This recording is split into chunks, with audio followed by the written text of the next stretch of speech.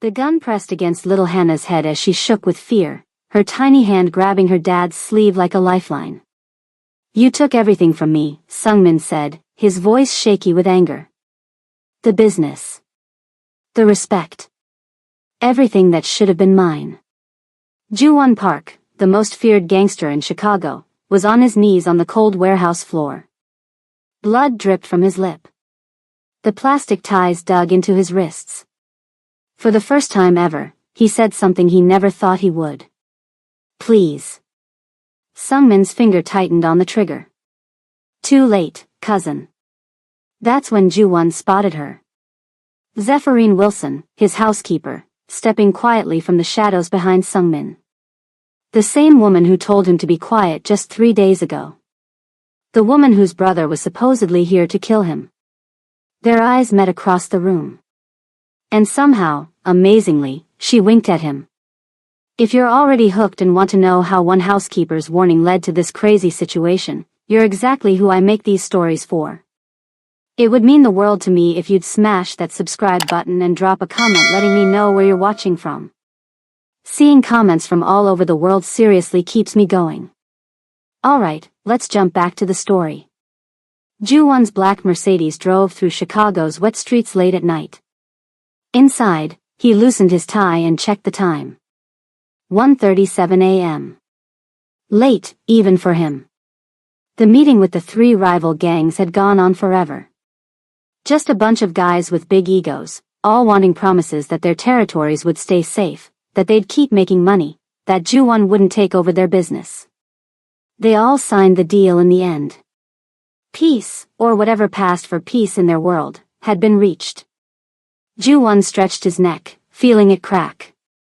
15 years of building up the American branch of his Korean gang had taught him that real power wasn't about guns or killing people. It was about those quiet moments when enemies became partners. When they signed on the dotted line because they had no other choice. His phone buzzed. A text from his daughter's nanny, sent hours earlier. "Hannah asked for you at bedtime again. Told her you'd visit her in her dreams." A familiar guilt hit him in the chest. Hannah was 9 now, and the time between his visits to the country house where she lived kept getting longer. Soon she'd stop asking for him completely. The car pulled up to his tall building that stood out against the Chicago skyline. The lobby was empty this late, with just the security guard nodding respectfully as Ju-won walked by. The private elevator went up smoothly, 40 floors between him and the street below, between the man who gave orders that ended lives and the dad who missed tucking in his daughter. When the elevator doors opened to his private entryway, he expected darkness. His housekeeper, Zephyrine Wilson, should have been in bed hours ago. The apartment should have been clean, quiet, waiting for him to come home. Instead, one lamp was on, casting shadows across the marble floor. And there stood Zephyrine, completely still, one finger pressed against her lips. "Stay silent," she whispered, barely making a sound. Ju-won froze. Nobody told him what to do. People waited for his words, his approval, his orders. He had 24 armed guards who would die before letting anyone get into his penthouse. His security system cost more than most houses. But something in Zephyrines' eyes, fear mixed with determination, made him hold back the angry response he wanted to give. In 5 years working for him, he'd never seen this look on her face. Never seen anything break her professional calm. She moved quickly toward him, her grip surprisingly strong as she pulled him away from the elevator, into the shadows near the grand piano in the living room. "What's going on?" he asked, his voice automatically dropping to match her whisper. "They're here," she said, looking right at him. "In your home. If you go in there now, everything falls apart." The smell of Zephyrines' lemon cleaning spray mixed with something else, fear, danger. Ju-won instinctively reached for the gun under his jacket. "Who?" he asked, eyes already scanning the room for threats and escape routes. "Who's in my home?" Zephyrines' grip tightened. "Hitmen. 3 of them. And your daughter is in the bedroom." His blood went cold. "Hannah." The name came out like a prayer and a curse all at once. Hannah's at the country house. 30 miles from here. With my mother and 6 guards. Zephyrin shook her head, her normally perfect braids a little messy, showing something bad had happened before he arrived. She had bad dreams about you, she said, her voice catching. Your mother brought her to the city. They got here an hour ago, hoping to surprise you tomorrow morning. I put them in your room while I got the guest room ready. Ju-won felt like the floor was dropping out from under him. In 15 years, he'd faced death more times than he could count. Had stared down guns without flinching. Had ordered people killed without hesitation. But nothing had prepared him for the fear he felt now. Hannah was here. In an apartment with armed killers. His daughter, the only pure thing in his life, was in danger because of him. How did they get past security, he asked, every muscle in his body ready to move. Your new bodyguard, Taisu, Zephyrin said, her voice steady despite the fear in her eyes. He turned off the alarms at 10:42 p.m. I saw him do it on the security camera. Another shock. Taisu had only joined his security team 3 months ago, with strong recommendations from Ju-won's cousin Sungmin. How do you know they're professionals? He asked, already thinking about options, the fastest way to get to his daughter.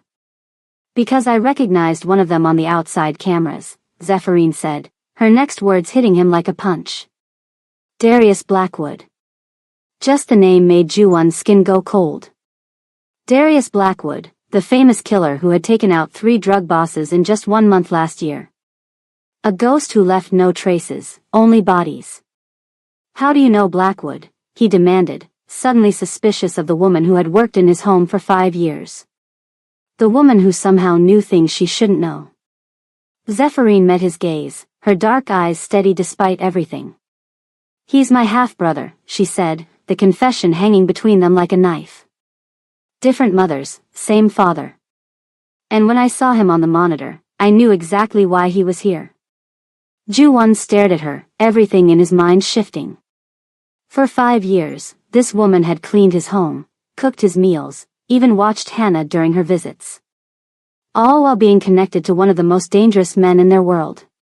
Why are you helping me? He asked, his voice hardening. Why not just let them do what they came to do? Zephyrin's eyes softened a little, the change so small he almost missed it.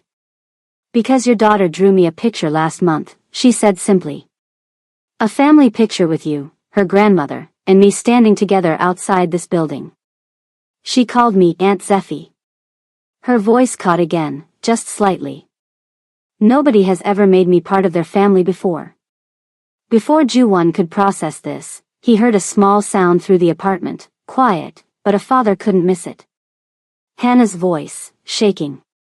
Not asleep. Not safe. How many? His daughter called softly for her grandmother. I heard something. Zephyrin's hand clamped over Ju-won's mouth before he could call back. They'll hear you, she whispered, her lips almost touching his ear. Trust me. 60 seconds. In Ju-won's world, trust was a luxury he'd never been able to afford. But with his daughter's voice in his ears, with 3 killers somewhere between him and Hannah, he made the most dangerous decision of his life. He nodded. Zephyrin's hand fell away from his mouth. Follow me, she whispered. And stay silent. Zephyrin moved silently through Ju-won's apartment, leading him down the dark hallway toward his home office. Every step was careful, practiced. Ju-won followed close behind, his hand still resting on the gun under his jacket. The hallways he walked through every day now felt like enemy territory. His own home had become a trap. When they reached his office, Zephyrin went straight to the bookshelf against the far wall. Her fingers found a specific book, a Korean poetry collection he'd never actually read. She pulled it halfway out, and a soft click echoed in the quiet room. The entire bookshelf swung inward, revealing a hidden door. How did you? Ju-won began, but Zephyrin just shook her head, putting her finger to her lips again. They stepped into a small, windowless room that Ju-won had designed himself when he bought the penthouse. His security center. His control room. His fortress. Tonight, it felt like a tomb. Banks of monitors lined the walls, showing every angle of his apartment in crystal clear detail. Security feeds from the hallways, the kitchen, the living room, the bedrooms. Nothing moved in Ju-won Park's home without being recorded. Zephyrin closed the hidden door behind them, finally able to speak above a whisper. This is the only room they don't know about. Tae-soo never accessed the blueprints for this section. Ju-won barely heard her. His eyes were fixed on the monitors, watching three men in tactical gear moving through his kitchen. They wore black from head to toe. Their movements were coordinated, precise. These weren't random thugs, they were trained professionals. Each carried modified weapons with suppressors attached. They were here to kill, and to do it quietly. There, Zephyrin said, pointing to the tallest figure. The one giving hand signals to the others. That's Darius. My brother. Even through the grainy security feed, Ju-won could see the family resemblance. The same tall, lean build. The same way of holding himself. But where Zephyrin's eyes were always alert and observant, Darius's held something colder. On another screen, Ju-won spotted Tae-soo, his bodyguard of only 3 months, casually disabling the last security sensor in the hallway. The same man who had smiled and joked with him just that morning. The same man who had driven him to the meeting with the rival families. Tae-soo was recommended by Sung-min, Ju-won said, the pieces falling into place. My own cousin. Perfect credentials, Zephyrin agreed. Perfect references. All lies, Ju-won finished. He turned his attention to another monitor, this one showing his bedroom. His breath caught in his throat. Hannah lay asleep in his king-sized bed, looking tiny against the expensive sheets. Her small face peaceful in sleep, completely unaware of the danger moving through the apartment. Beside her sat his mother, Sukja, her silver hair neatly pinned back as always. Her knitting needles moved steadily in the dim glow of the nightlight, creating something that would probably be a scarf for Hannah. Another gift for the granddaughter she rarely saw. Ju-won's hands began to shake. In 15 years of running his organization, he'd faced death countless times. He'd stared down gun barrels without blinking. He'd ordered executions without hesitation. But seeing his daughter there, sleeping peacefully while killers moved toward her, broke something inside him. When I saw Darius on the external cameras, I tried calling you right away, Zephyrin said, her voice steady but tight. Your phone was off for the meeting. Ju-won nodded. Protocol for meetings with rival families. No distractions. No interruptions. I had a choice, she continued. Wait and hope you returned in time, or try to handle 3 professional killers myself. You chose to wait, Ju-won said, not an accusation but a statement of fact. I chose to prepare, Zephyrin corrected. I moved everything valuable out of your safe, including the blackmail material on Senator Westfield. That's what they're really after. For a moment, Ju-won's mind drifted back to the first time he'd held Hannah. She had been so small, so fragile, with tiny fingers that gripped his thumb with surprising strength. He remembered her first steps, wobbly but determined. The day she had called him Appa for the first time, her small face lighting up with pride at mastering the Korean word for father. He remembered the promise he'd made at her mother's funeral, to always keep Hannah safe, no matter what. And now, because of him, she was in danger. I hired you 5 years ago, Ju-won said, looking at Zephyrin with new eyes. Through the most reputable agency in Chicago. Your background check showed nothing unusual. Because there was nothing to find, Zephyrin said. I really was just a housekeeper looking for a good position. The connection to Darius was buried under different last names, different paperwork. Even I didn't know he had moved to Chicago until 3 years ago. Ju-won thought about the small moments he'd witnessed over the years. Zephyrin teaching Hannah how to make braided bread in the kitchen, flour dusting both their noses. Zephyrin listening carefully as Hannah practiced her Korean phrases, nodding encouragingly at each attempt. Zephyrin staying late when his meetings ran long, ensuring Hannah never felt abandoned during her visits to the city. So why did you stay, once you knew your brother was here? Once you knew what I do for a living? Zephyrine pulled out her phone and showed him a series of photos she'd taken over the months. Security protocols. Schedules. Patrol rotations. Building blueprints. Everything about his operation, meticulously documented. You think I was spying on you, she said, reading his expression perfectly. I was learning how to protect Hannah when you couldn't. Because in my experience, men like you always have enemies. And enemies always come for the children first. She swiped to another photo, this one of Hannah asleep in her bedroom at the country estate, taken through a window from outside. Your security team never even noticed me taking this. 3 of your guards were on their phones instead of watching the perimeter. I could have been anyone. Ju-won felt a chill run through him. Not just at the security breach, but at the thought of how much this woman had seen. How much she knew. How easily she could have hurt him if she'd wanted to. Why are you showing me this now? He asked. Because you need to understand that I'm not the enemy, Zephyrine said simply. I've had 1,000 chances to hurt you, hurt Hannah, sabotage your business. I didn't take any of them. On the monitor, the 3 intruders finished their sweep of the kitchen and began moving down the hallway. Toward the bedroom. Toward Hannah. We need to move, Ju-won said, reaching for the door. Wait, Zephyrine held up her hand. From her pocket, she pulled out Ju-won's phone, the one he thought was still in his jacket. I took this when I pulled you into the shadows. Had to make sure it was silenced. As she handed it back to him, the screen lit up with an incoming text message. From Sung-min, his cousin. The man who had recommended Taisu. The man who had always smiled just a little too wide at family gatherings. The message read, I'm sorry, cousin. But family should always come first. Ju-won stared at the words, feeling ice spread through his veins. This wasn't a random attack. This wasn't a business rival. This was betrayal from within his own family. We need a plan, he said, his voice hardening. Now. Ju-won reached for a small red button hidden beneath the security desk.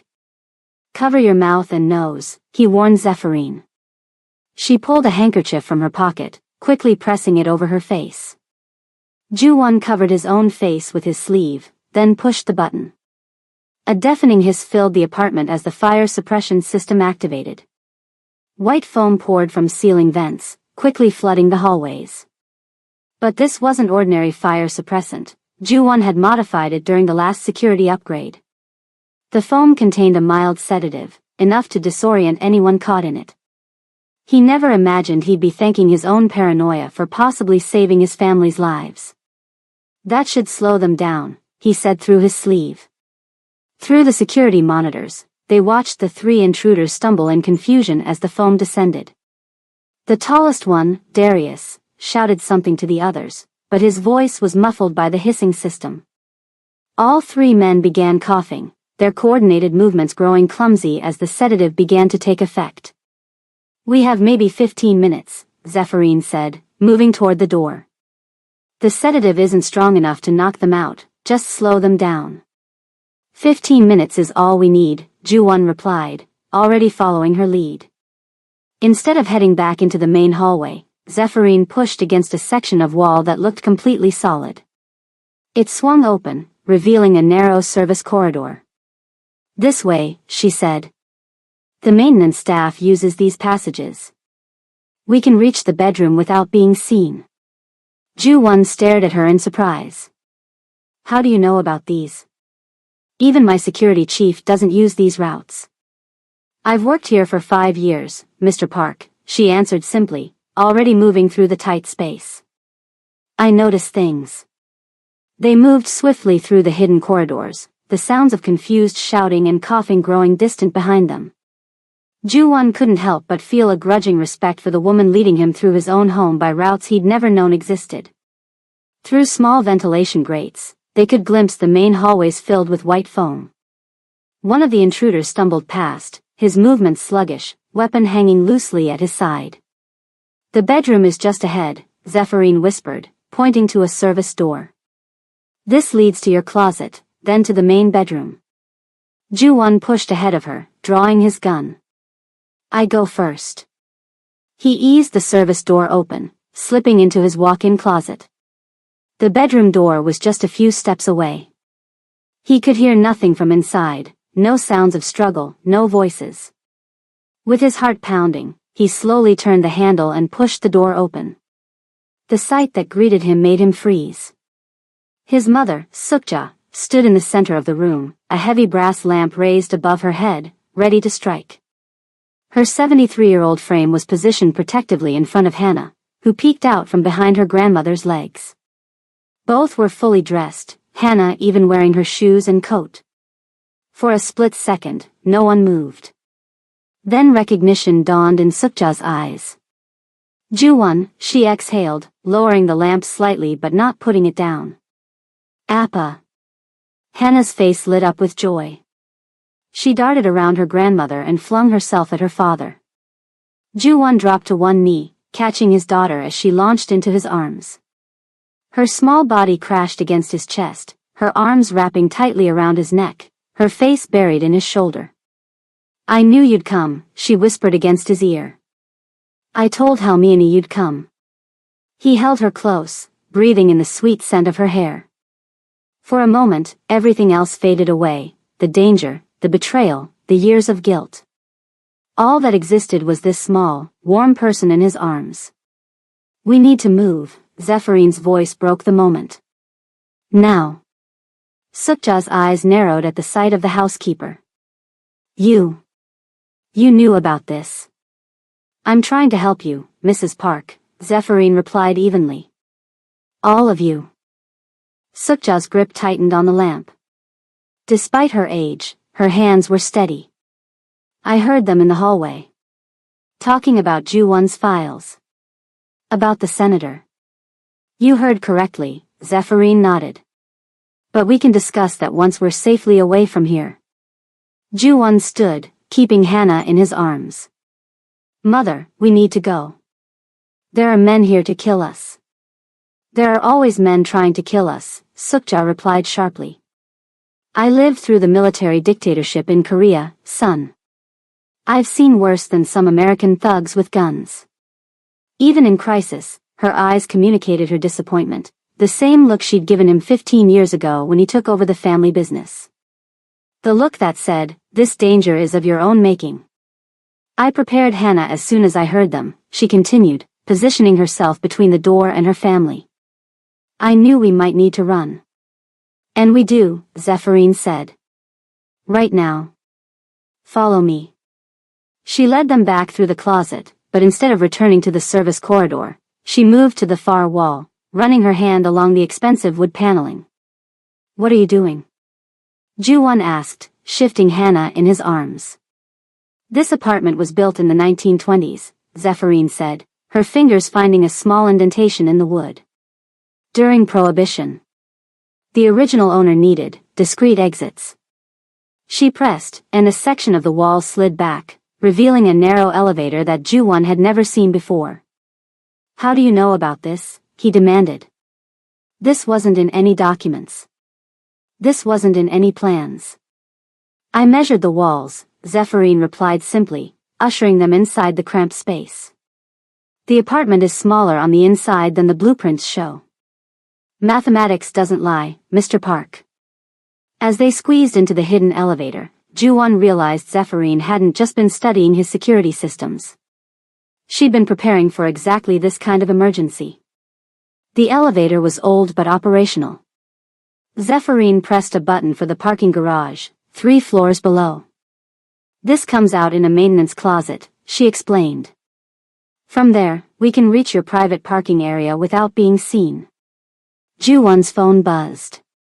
The caller ID showed Byung-ho, his most trusted lieutenant. Boss, Byung-ho's voice was urgent. We've been compromised. Tae-soo was seen entering Senator Westfield's office yesterday. The senator? Ju-won's grip on Hannah tightened. What does Westfield have to do with this? Everything, Byung-ho replied. The testimony tomorrow. Taisu was after the blackmail material you've been holding over Westfield. But there's more. Sungmin has been meeting with the senator for months. Senator Westfield, a politician Ju-won had been cultivating for years, was scheduled to testify before Congress the next day. Ju-won's blackmail material was meant to ensure that testimony went in his favor. The men in your apartment weren't sent to kill you, Byung-ho continued. Just to get the files and disappear before you knew anything was wrong. But Hannah was there, Ju-won said, understanding dawning.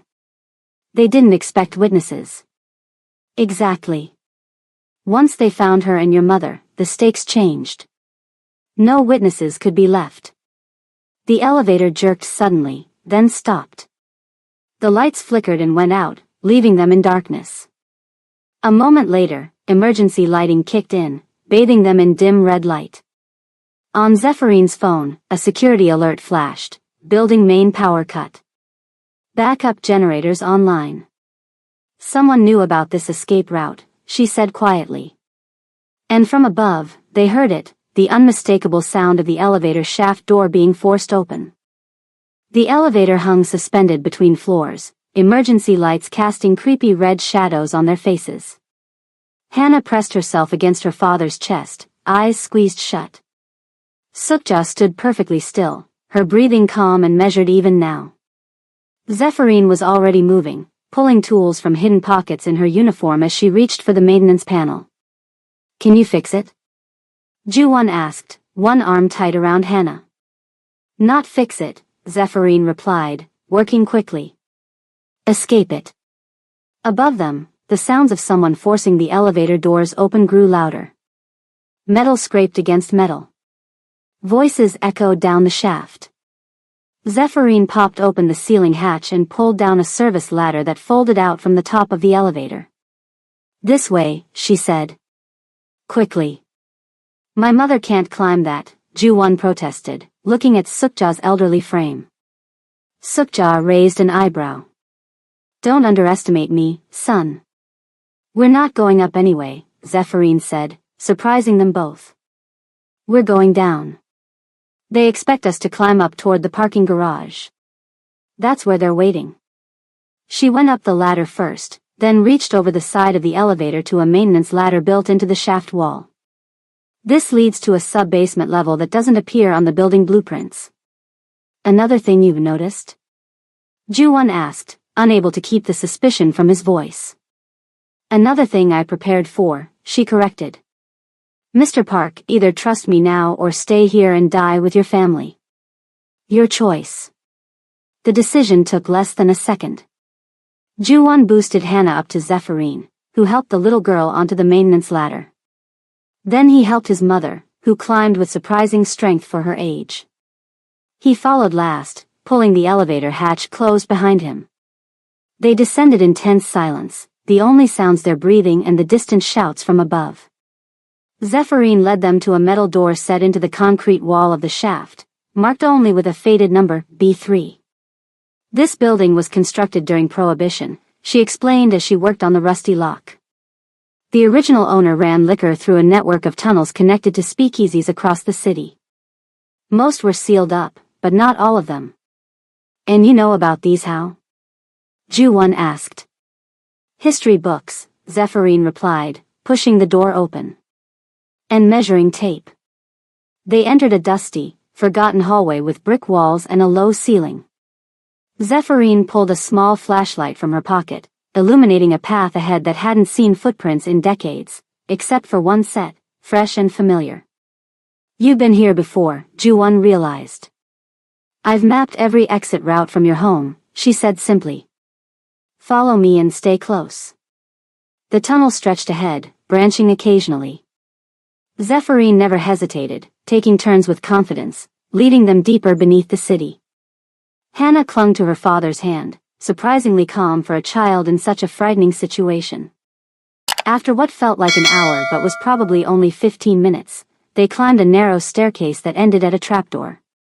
Zephyrine pushed it open and helped them up into what appeared to be the storage room of an abandoned dry cleaning shop. They emerged onto a street 3 blocks from Ju-won's building, gasping in the cold night air. The city continued its normal late-night rhythm around them, completely unaware of their escape or the danger they'd left behind. My car is around the corner, Zephyrin said, already moving. We need to get to the safe house before they realize which way we went. 10 minutes later, they were driving through empty streets in an unremarkable gray sedan that Ju-won had never seen before. Hannah had fallen asleep against her grandmother's shoulder in the back seat. Sukja stroked her granddaughter's hair, her eyes watchful, missing nothing. Where are we going? Ju-won asked from the passenger seat. Industrial district, Zephyrin answered, taking another turn to ensure they weren't followed. A warehouse owned by a shell company that even your accountants don't know about. And you do? I make it my business to know things that might keep Hannah safe, she replied. 30 minutes later, they pulled into a deserted lot surrounded by other seemingly abandoned warehouses. Zephyrin unlocked a rusty side door and ushered them inside. The interior was nothing like the decrepit exterior suggested. One corner had been converted into a living space with cots, blankets, a small kitchenette, and a bathroom.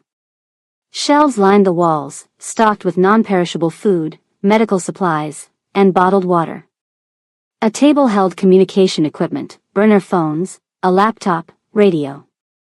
Most telling was the small box of children's books and coloring supplies sitting next to one of the cots. This place hadn't just been prepared for an emergency, it had been prepared for an emergency involving Hannah. You can put her down there, Zephyrin told Ju-won, pointing to the smallest cot, already made up with clean sheets and a pink blanket. Ju-won gently laid his sleeping daughter down. Sukja immediately sat beside her, protective even now. Only when Hannah was settled did Ju-won turn to confront Zephyrin. Who are you? He demanded, keeping his voice low to avoid waking Hannah. Really? Not the housekeeper story. The truth. Zephyrin sighed, sinking into a chair. For the first time, she looked tired. I told you the truth about Darius. He's my half-brother. Same father, different mothers. And what does he do besides break into people's homes? He's what you might call a cleaner for hire. But he has a particular code. He only takes jobs against people who harm children through their criminal activities. Drug dealers who sell near schools. Traffickers. People who profit from hurting kids. Ju-won's stomach tightened. And someone convinced him I'm that kind of monster. 3 years ago, Zephyrin confirmed. Someone approached him with evidence that you were involved in something that hurt children. I haven't spoken to him since then, we had a falling out over another job. But when I saw him tonight, I knew exactly why he was there. So you've been working for me for 5 years, but coincidentally, your brother decides I'm a target 3 years ago? I took this job to watch you, Zephyrin admitted. To judge for myself if what people said about you was true. To find proof, one way or another. And what did you find? Ju-won's voice had gone dangerously quiet. A man drowning in guilt over his wife's death, she replied honestly. Trying to be a father while running an empire. Making mistakes, certainly. But not the kind of monster they painted you as. You've done bad things, Mr. Park. But harming children isn't one of them. Before Ju-won could respond, Hannah stirred on the cot. She sat up, rubbing her eyes, looking around the unfamiliar space with curiosity rather than fear. Appa? Where are we? Somewhere safe, sweetheart, he said, moving to sit beside her. Hannah dug into her coat pocket and pulled out a crumpled piece of paper. I brought this for you, she said, carefully unfolding it. I made it last week. It was a drawing in bright crayon colors.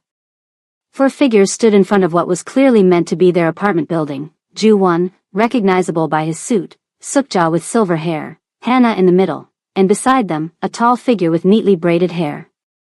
All 4 were holding hands under a bright yellow sun. It's our family, Hannah explained, pointing to each figure. You, Halmione, me, and Aunt Zephy. She looked up at Zephyrin with a smile so innocent it seemed impossible in their current situation. You're my family too, she told Zephyrin matter-of-factly. Halmione said family is anyone who stays when things get scary. And you always stay. For the first time since this nightmare began, Zephyrine carefully maintained composure cracked.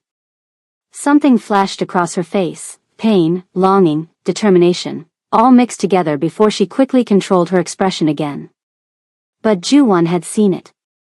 In that moment, he understood why this woman had risked everything to help them. Not for him. For Hannah. His burner phone buzzed in his pocket. A video message from Sungmin. He opened it, angling the screen away from Hannah. The video showed his downtown office, his headquarters, surrounded by police cars. Byung-ho, his most trusted lieutenant, was being led out in handcuffs. Text appeared beneath the video. Your empire is already falling, cousin. Come home and face what you've built. Or stay hidden and watch everyone you've ever trusted go down for your crimes. Another video followed immediately. This one showed Taesu, recovered from the sedative, holding up a tablet playing a cartoon, Hannah's favorite show. The girl loves this show, Taesu's voice said from off camera. She watches it every Saturday morning at exactly 8 a.m. We know her schedule. We know her school. We know everywhere she goes. Ju-won felt cold sweat break out across his back. They could run. They could hide. But they could never hide Hannah forever. Gray morning light crept through the warehouse's dirty windows. Hannah had finally fallen into deep sleep on the small cot, her stuffed rabbit tucked under one arm. Sukja sat beside her, her back straight despite having been awake all night. Her weathered hand gently smoothed Hannah's hair, over and over, a motion as old as motherhood itself. Across the room, Ju-won and Zephyrine sat at a small metal table, coffee mugs between them. Neither had slept. The weight of everything unsaid hung in the air like smoke. No more half-truths, Ju-won finally said, his voice rough from exhaustion. If we're going to survive this, I need to know everything. Who you really are. Why my cousin wants me dead. All of it. Zephyrine wrapped her hands around her mug, as if drawing strength from its warmth. Where should I start? The beginning. Your training. The moves you made last night, that wasn't just good observation. That was military. A small, tired smile crossed Zephyrine's face. 8 years. Military intelligence. I was honorably discharged 6 years ago. Why did you leave? Because of Darius. My brother was accused of working as a hired operative. The investigation cleared him of the worst charges, but the association. She shrugged. My career was over. So after the military, you became a housekeeper? Ju-won asked, skepticism clear in his voice. After the military, I drifted, Zephyrine corrected. Then someone approached me with a job offer. They said a man named Ju-won Park was using his shipping empire to move products that harm children. They wanted someone inside your home to confirm it. And you took the job. I took the job because I believed them. She met his eyes directly. I was supposed to find evidence and report back. Instead, I found a flawed man trying to be a good father. Ju-won leaned back in his chair, rubbing his eyes. Why would they target me specifically? What made them think I was involved in something like that? 3 years ago, Zephyrine said quietly. A shipment your organization transported. It was labeled as pharmaceuticals. We moved dozens of pharmaceutical shipments. It's one of our legitimate businesses. This particular shipment wasn't legitimate. It contained counterfeit medications that ended up in children's hospitals throughout the Midwest. Ju-won's face went pale. What? Fake antibiotics. Diluted cancer drugs. Placebos packaged as life-saving medications. Zephyrine voice had gone flat, emotionless. Hundreds of children received them. Some got sicker. Some died. That's impossible, Ju-won whispered. We verify all pharmaceutical cargo. Multiple checks. Quality control. I would have known. Would you? Zephyrine interrupted. Or would your managers handle that? The people you trusted to vet the cargo? Byung-ho was in charge of pharmaceutical shipping 3 years ago, Ju-won said slowly. But he was promoted after a rival tried to move in on our territory. And who took his place? Ju-won closed his eyes. Sung-min. The same Sung-min who's now trying to frame you for everything, Zephyrin confirmed. The same man who recommended Taisu as your bodyguard. You're saying my own cousin arranged a shipment of counterfeit medicine, then covered it up when children were harmed? I'm saying someone in your organization did. And since then, several people who might have known about it have either died in accidents, been promoted to positions where they wouldn't ask questions, or they're working with Sung-min, Ju-won finished, the full horror of the situation dawning on him. Zephyrin reached into her pocket and pulled out her phone. She opened a photo and handed it to Ju-won. The picture showed a young girl, maybe 11 years old, sitting in a hospital bed. Despite being clearly sick, she was smiling, surrounded by coloring books. Her hair was styled in neat braids like Zephyrin's. This is Mina, Zephyrin said softly. My sister's daughter. She was diagnosed with leukemia 4 years ago. 3 years ago, her condition suddenly worsened after a round of treatment. The doctors couldn't understand why the medications weren't working. Ju-won stared at the photo, unable to look away from the child's smile. By the time they realized what was happening and got her real medication, permanent damage had been done, Zephyrin continued. She survived, but she has heart complications now. She'll need medication her entire life. I'm sorry, Ju-won said, the words feeling painfully inadequate. I didn't know. I swear I didn't know. I believe you. Zephyrin took back the phone. That's why I'm still here. I came looking for a monster to blame. Instead, I found another victim of the same people who hurt Mina. From across the room, Sukja's voice cut in. My father-in-law killed a man during the Japanese occupation. Both Ju-won and Zephyrin turned to look at the elderly woman. She hadn't moved from Hannah's side, but her eyes were fixed on her son. He was in the resistance, Sukja continued, her voice steady. One night, Japanese soldiers came to the village looking for him. A neighbor, a frightened man with a family, told them where to find him. Your grandfather escaped, but he went back later and slit that man's throat while he slept. Ju-won stared at his mother. She had never told him this story before. He told me this story on his deathbed, Sukja said. He said, I did a terrible thing to protect my family. But I never let myself forget I did it. That's the difference between a man who does bad things for a reason and a monster who does them without thought. She slowly rose from Hannah's bedside and came to sit at the table with them. Good men can do terrible things in pursuit of survival, she said, looking directly at her son. But what separates them from monsters is what they do when they discover the truth. Ju-won met his mother's gaze. Her eyes held no judgment, only a question. What kind of man will you be now, my son? The one who hides from consequences? Or the one who faces them? Before Ju-won could answer, Zephyrin's phone buzzed with an incoming message. She checked it, her expression going still as she read. It's from Darius, she said. An encrypted channel we used to use. She turned the phone so Ju-won could read the message. I know you're with him. I know you've chosen your side.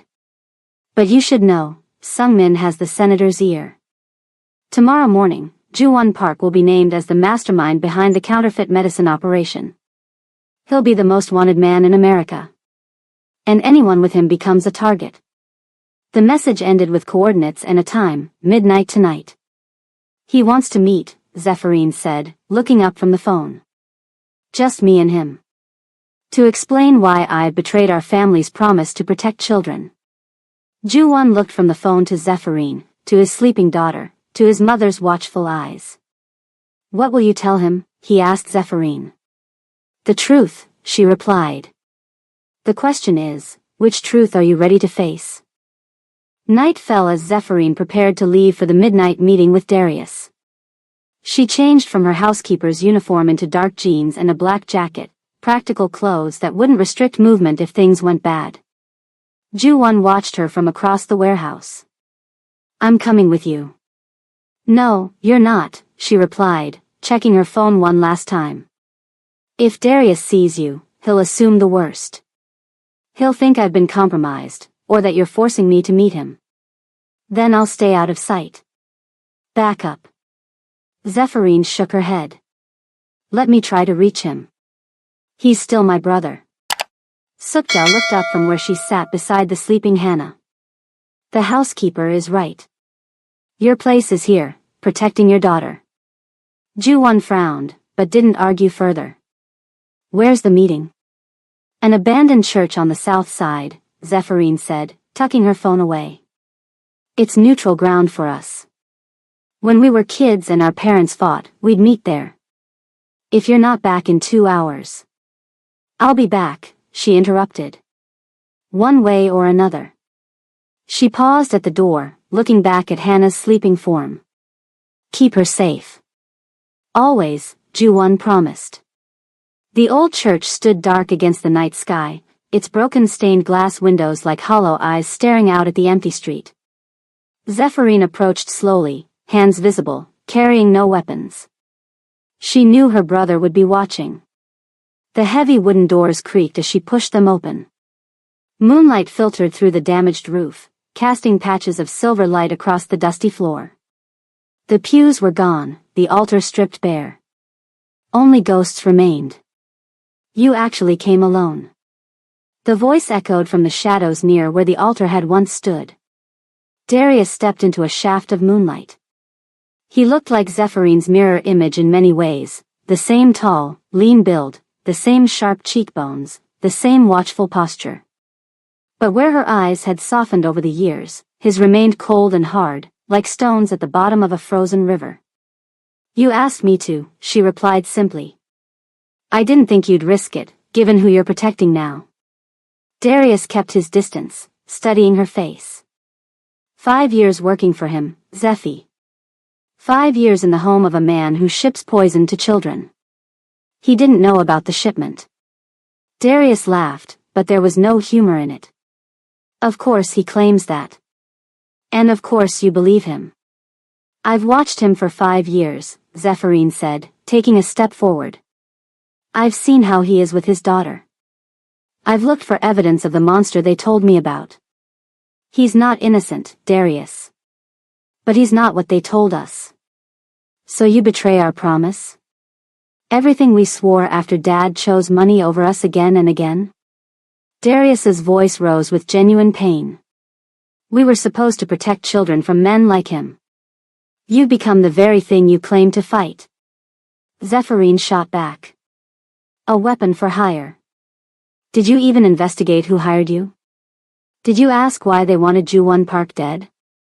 Darius went still. Actually, I did. For a moment, neither spoke. The wind whispered through the broken windows, stirring dust motes in the moonlight between them. I was hired to gather evidence against Park, Darius finally said, his voice calmer. Standard job. The money was good. But something felt off, so I did my own research. And what did you find? That Park's cousin Sungmin has been manipulating everyone. Darius pulled out his phone, showing Zephyrin photos of documents. He's been building a case for years, gathering evidence, planting false trails, all to destroy his cousin and take over the organization. Zephyrin moved closer, studying the images. The senator? Not a victim being blackmailed, Darius confirmed. A partner. Westfield's been using Park's shipping routes for his own purposes while setting him up to take the fall if anything went wrong. The counterfeit medicine shipment. Every piece of evidence connecting Park to it was planted by Sungmin and his people. They made sure the paperwork had Park's signature, forged, of course. They made sure witnesses would place him at meetings he never attended. Zephyrin closed her eyes briefly. Why? Why go to such lengths? Power. Darius shrugged. Sungmin believes he should have inherited the family business. His father was the elder brother. By Korean tradition, he should have been next in line. So he poisons children to frame his cousin? Zephyrine voice hardened. And you were going to help him? I didn't know the full story when I took the job, Darius said defensively. Once I figured it out, I started stalling. A silence fell between them, years of estrangement and unspoken words filling the space.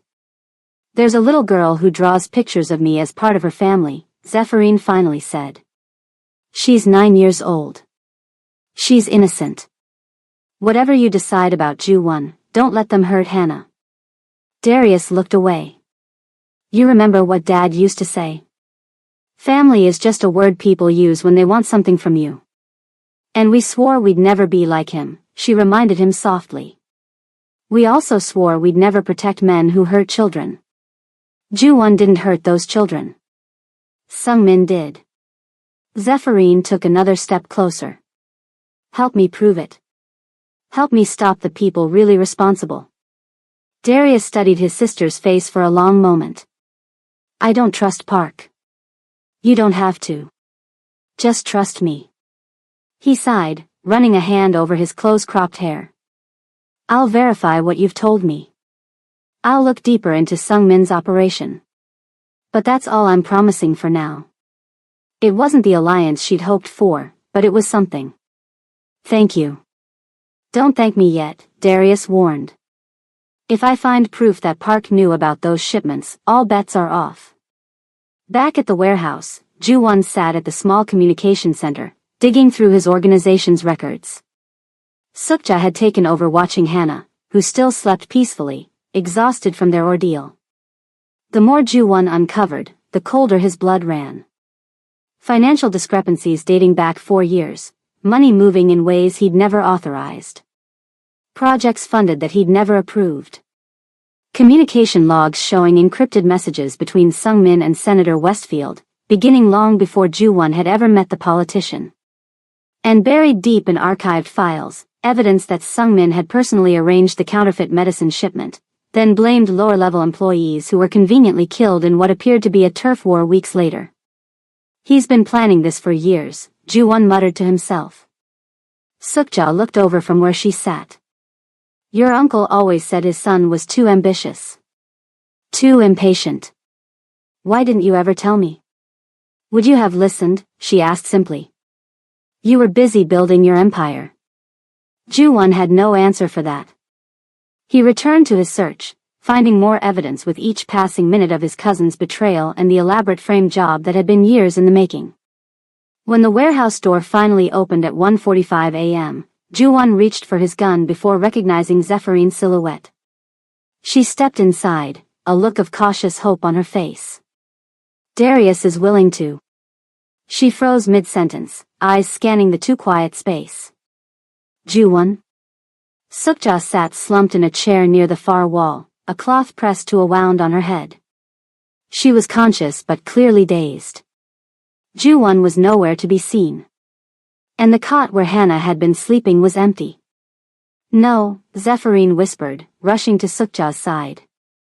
What happened? Where are they? The older woman's eyes struggled to focus. Men. They came in through the back. I tried to stop them. Zephyrine spotted something on the table, Hannah's coloring book, left open with a note pinned to the page. She read it, her hands beginning to shake. Family reunion at the docks. Midnight tomorrow. Come alone or the girl pays for your choices. Zephyrine sank into a chair, the note crumpling in her fist. She had convinced her brother to help them. She had found an ally. And while she'd been gone, she had lost everything that mattered. Zephyrine pressed a clean cloth against the cut on Sukja's temple, trying to be gentle despite her shaking hands. The elderly woman winced but remained sitting upright, fighting through the pain to explain what happened. I heard them at the back door, Sukja said, her voice stronger than her pale face suggested. 3 men with guns. They came through an entrance we didn't know was there. How long ago? Zephyrine asked, checking the wound to make sure it wouldn't need stitches. 20 minutes, maybe 30. Sukja closed her eyes briefly. They knew exactly what they wanted. Ju-won and Hannah. When I tried to stop them. She gestured to her head. Did they hurt Hannah? Zephyrin couldn't keep the fear from her voice. No. Ju-won made sure of that. He went quietly when they threatened her. Sukja's eyes filled with tears she refused to shed. I'm 73 years old. I should have fought harder. You did everything you could, Zephyrin assured her, though her own heart felt like it might crack open. She had been so close to getting help, to finding a way out of this nightmare. And now. The warehouse door opened. Zephyrin whirled around, gun already in hand. Darius stood in the doorway, hands raised slightly. It's just me. How did you find us? Zephyrin demanded, not lowering her weapon. I put a tracker on your jacket, he admitted. Old habits. I heard about the kidnapping through my network. Sungmin's people aren't exactly quiet when they think they've won. Zephyrin finally lowered the gun. Then you know we're out of time. We're heading into the darkest part of this story right now, and I want to thank you for staying with me this far. If you're feeling the weight of this moment like I am, please take a second to subscribe. It really does help me keep creating stories like this. And drop a comment letting me know where you're watching from. I love knowing this story is reaching people around the world. Now, let's see how they're going to get Hannah back. Darius looked from his sister to the injured elderly woman. Is this Ju-won's mother?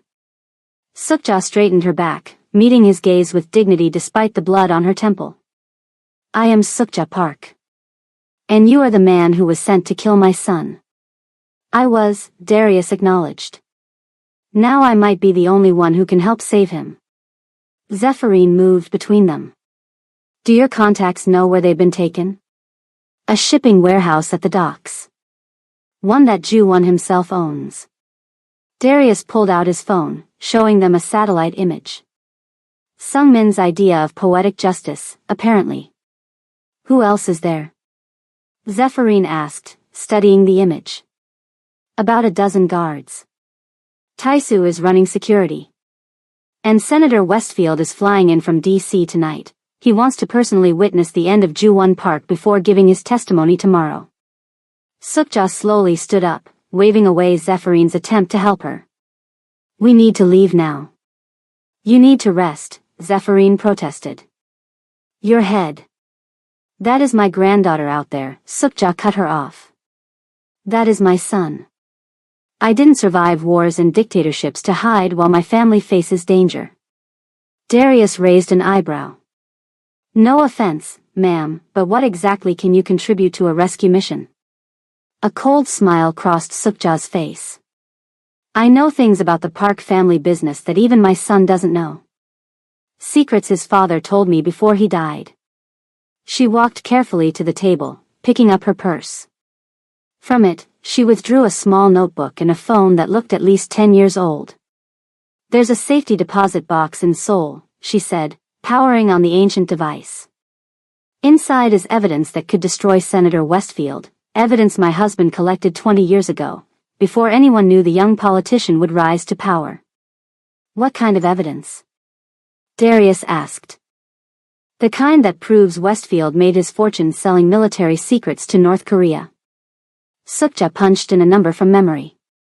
My husband may have been a criminal, but he was a patriot. He kept the evidence as insurance, never intending to use it unless absolutely necessary. Zephyrin and Darius exchanged looks as Sukja spoke rapidly in Korean to whoever had answered her call. We have 3 people, Zephyrin said, already shifting into planning mode. We need to coordinate. Darius nodded. I can handle the armed guards. That's my specialty. I'll infiltrate the warehouse, Zephyrin said. I know Ju-won's security systems better than anyone. And I, Sukja said, ending her call, will ensure that evidence from Seoul reaches every major news outlet in America, time to release at midnight. We'll need equipment, Darius said. Weapons, comms, tactical gear. There's a storage locker 2 miles from here, Zephyrin replied. I prepared it years ago. It has everything we need. Darius gave his sister an appraising look. You really did think of everything. Almost everything, she corrected quietly, glancing at the note still crumpled in her hand. As Darius stepped away to make calls to his own contacts, Sukja moved to stand beside Zephyrin. You love my son, she said simply. Not a question. Zephyrin looked away. I care about Hannah. A woman who learns a new language to understand a child's nightmares doesn't do it for the child alone, Sukja observed. A woman who memorizes every emergency exit isn't preparing to run, she's preparing to stand. When Zephyrin remained silent, Sukja continued. My son is not an easy man to love. He has done many things I wish he hadn't. But I see how you look at him. He's not the man I thought he was when I took this job, Zephyrin finally admitted. He's complicated. Flawed. But he's been trying to be better. That's more than most people do. Sukja nodded, a small smile softening her severe face. Then help me save him. And maybe, when this is over, we can be the family my granddaughter already believes we are. The next 12 hours passed in a blur of preparation. Weapons were checked. Plans were drawn. Security rotations were memorized. By the time darkness fell again, they were as ready as they would ever be. Zephyrin, dressed in black tactical gear, checked her earpiece one last time. Comms check. Clear, came Darius's voice. He was positioned on a rooftop overlooking the warehouse. Clear, echoed Sukja from the van parked 2 blocks away. Despite her age and injury, she had insisted on being part of the operation, coordinating with her contacts in Seoul. Remember, Zephyrin said, we have one shot at this. If anything goes wrong. Nothing will go wrong, Darius interrupted. Just stick to the plan. I've got the external guards in sight. They'll be neutralized in 3 minutes. Zephyrin took a deep breath, checking her watch. 11:42 p.m. Less than 20 minutes until midnight. I'm going in, she whispered. She moved silently through the shadows toward the maintenance entrance she'd identified during their planning. The lock was easy enough to bypass. Ju-won had never upgraded this particular door's security, considering it too unimportant. Inside, the warehouse was cavernous and dark, with only emergency lighting casting a dim red glow across stacks of shipping containers. Zephyrin stayed low, moving from shadow to shadow, avoiding the sight lines of the few interior guards. East entrance clear, came Darius's voice in her ear. All external guards neutralized. Moving to position B. Seoul contact confirms evidence transmission ready, Sukja added. All major networks will receive the files at midnight exactly. Zephyrin continued deeper into the warehouse, following the blueprint they'd memorized. Ju-won and Hannah would likely be kept in the central office area, a glass-walled space that overlooked the main floor. She was halfway there when Darius's urgent voice crackled in her earpiece. Zephy. Stop. Don't move. She froze instantly, years of training taking over. What is it? She whispered. Look ahead. Center of the warehouse floor. Zephyrin peered through the darkness, and her blood turned to ice. There sat Hannah, alone in a wooden chair in the middle of the open warehouse floor. No restraints held her. She simply sat there with her eyes closed, small hands clasped in her lap like she was praying. And visible through the gaps in the wooden seat, strapped to the underside of the chair, was a device with blinking red lights. The warehouse office had a large window overlooking the main floor, giving a perfect view of Hannah sitting alone in that wooden chair. Ju-won stood with his hands zip-tied behind his back, forced to watch his daughter through the glass. His split lip had stopped bleeding, but dried blood still caked his chin. His expensive suit was torn and dirty. Beside him, Sungmin paced back and forth, a gun hanging loosely in his right hand. His cousin looked different tonight. Gone was the respectful smile, the careful deference. In its place was a man Ju-won had never truly seen before. You know, I've waited years for this moment, Sungmin said, pausing to look out at Hannah. Years of standing in your shadow. Years of watching everyone follow you, respect you, fear you. Let her go, Ju-won said, his eyes never leaving his daughter. She's innocent. Sung-min laughed. No one in this family is innocent. But don't worry, the device under her chair isn't real. It just needs to look real enough for the photos we'll release tomorrow. Photos? Evidence of your depravity, Sung-min explained, as if talking to a child. A father who would strap his own daughter to a bomb to save himself. Just one more piece of the story we've been building. No one will believe that. Everyone will believe it. Sung-min turned to face his cousin.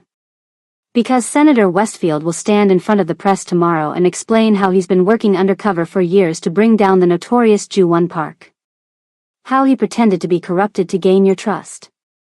How he gathered evidence of your crimes, including the counterfeit medicine that killed those children. Ju-won stared at his cousin. And where do you fit in this story? I'm the hero who helped bring you down. The family member who couldn't stand by while you destroyed our name. Sung-min's smile was cold. By this time tomorrow, I'll control everything you built, with the senator's full support. Outside the window, Ju-won spotted movement in the shadows near Hannah. A figure in black, moving silently across the warehouse floor. Zephyrin. You've always been smarter than me, Sung-min, Ju-won said, trying to keep his cousin's attention. More careful. More strategic. I've known that since we were kids. Sung-min seemed surprised by the admission. Then why were you the one who took over when Uncle died? Why not me? Because people don't follow smart. They follow confident. They follow someone who acts like they have all the answers, even when they don't. Ju-won shook his head. I never wanted this life for Hannah. I never wanted her to grow up like we did. Something shifted in Ju-won as he watched Zephyrin getting closer to his daughter. The crime boss he'd been for 15 years seemed to fade away. Only the father remained. Let Hannah go, he said quietly. I'll confess to everything.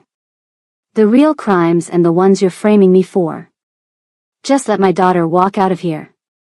For a moment, uncertainty flashed across Sung-min's face. Then his eyes hardened again.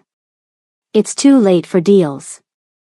Zephyrin moved silently toward Hannah, keeping to the shadows. The warehouse was eerily quiet, evidence of Darius's work with the guards. Hannah, she whispered when she was close enough. It's Zephy. Don't move or open your eyes yet. The little girl's shoulders relaxed slightly at her voice. She had been singing softly to herself, the Korean lullaby Zephyrin had taught her months ago to help with nightmares. Are you hurt? Zephyrin asked, reaching the chair. No, Hannah whispered back. Uncle Sung-min said if I sat very still and didn't make any noise, he wouldn't hurt Appa. You're doing perfectly, Zephyrin assured her, kneeling to examine the device strapped under the chair. Her military training immediately told her what she was looking at, a fake. The explosive was just a small box with wires and blinking lights attached to nothing. A prop designed to terrify and control. But Hannah didn't know that. I'm going to get you out of here, Zephyrin said, cutting through the straps with a small knife. When I pick you up, keep your eyes closed and your face against my shoulder, okay?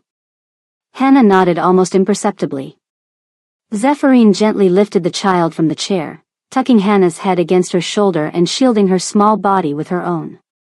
I've got her, she whispered into her calm, moving to extraction point. But before she could take 3 steps, a shout rang out from the office above. No! Sung-min had spotted them. He ran from the office, gun raised, racing down the stairs to the main floor. Stop right there. My men will stop them, he yelled, then seemed confused when no one responded. Guards. Guards. Only silence answered him. Darius had been thorough. Ju-won appeared at the top of the stairs. Without Sung-min to guard him, he'd managed to free his hands. He ran after his cousin, desperate to reach his daughter. Hannah, he shouted. Zephyrin. Sung-min reached the warehouse floor first, his gun pointed directly at Zephyrin and Hannah.